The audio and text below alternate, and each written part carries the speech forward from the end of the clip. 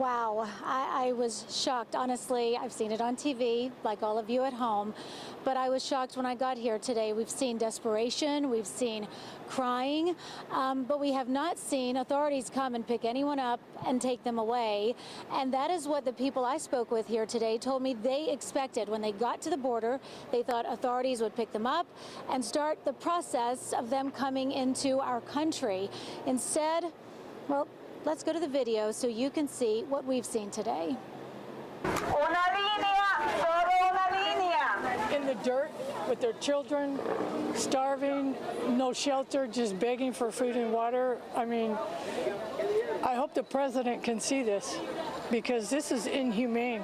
That's Denise McEwen describing what she saw when she brought food and water down to the border wall after hearing about all the people stranded here this week. I'm seeing people in their eyes just begging for human rights.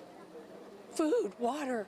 It rained here last night. All people have are trash bags and pieces of plastic or clothes tied up to cover them. This family from Azerbaijan has a 3-year-old son and a 3-month-old baby. Their clothes soaked through, totally wet. How long are you going to be in here? They said they also don't know. We also don't know. I saw Camilla as I walked along the wall. She was looking out through the slits, big tears rolling down her cheeks.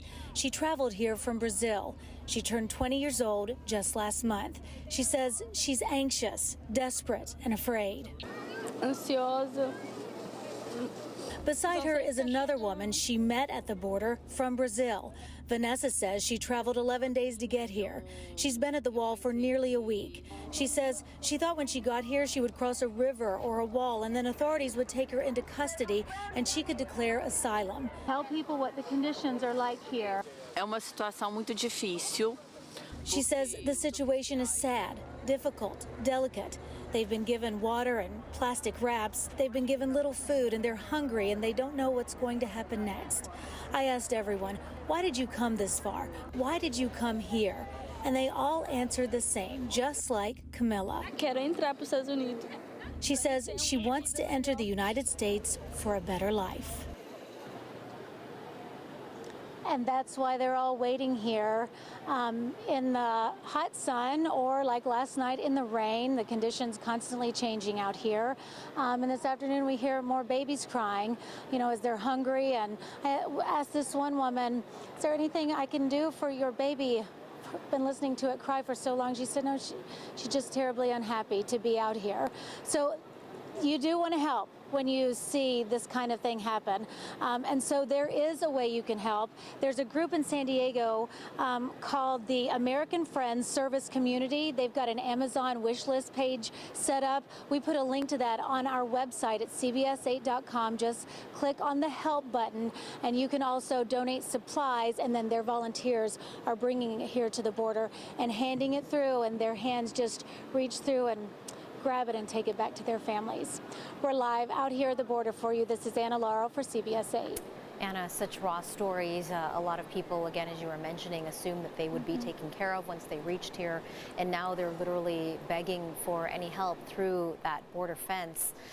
What are people hoping for when tomorrow at 8 p.m. comes? Do they know about Title 42? What are their expectations?